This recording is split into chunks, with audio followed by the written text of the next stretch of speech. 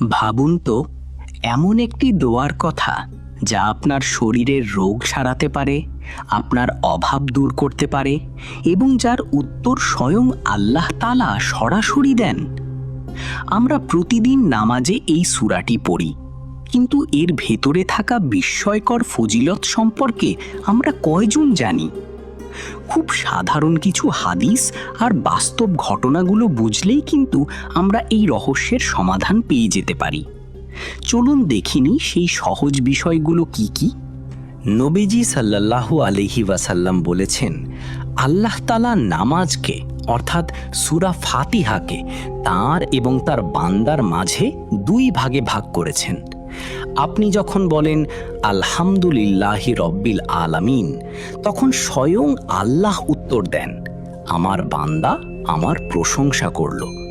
আপনি যখন বলেন ইয়াকা না'বুদু ওয়া ইয়াকা নাস্তাঈন, তখন আল্লাহ বলেন, এটা আমার আর আমার বান্দার মাঝে একটি চুক্তি, সে যা চাইবে আমি তাকে তাই দেব। চিন্তা করুন, আপনি যখন এই সূরাটি পড়েন, আপনি সরাসরি মহাবিশ্বের মালিকের সাথে কথা বলছেন। সূরা ফাতিহার আরেক নাম হল সূরাতুশ শিফা বা আরোগ্য দানকারী সূরা। সহিহ বুখারীর একটি ঘটনায় দেখা যায়, এক সাহাবী বিষাক্ত বিচ্ছুর কামড়ে আক্রান্ত এক ব্যক্তিকে শুধু সূরা ফাতিহা পড়ে ফুঁ দিয়ে সুস্থ করে তুলেছিলেন।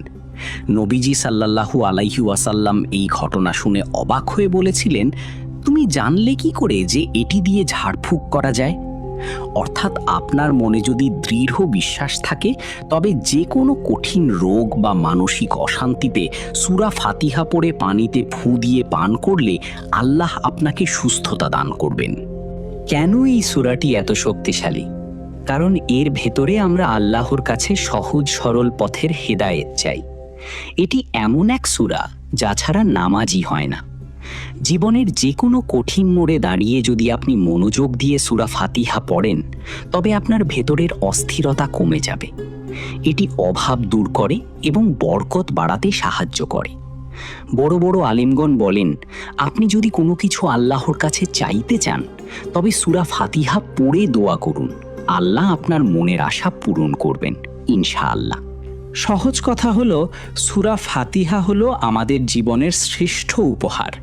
তাই এবার থেকে যখন নামাজে এটি পড়বেন, মনে রাখবেন আল্লাহ আপনার কথা শুনছেন। ভিডিওটি শেয়ার করুন যাতে আপনার প্রিয়জনরাও এই অসাধারণ ফজিলত সম্পর্কে জানতে পারে। আল্লাহ আমাদের কোরআনের আলোয় জীবন গড়ার তৌফিক দিন। আল্লাহ হাফেজ।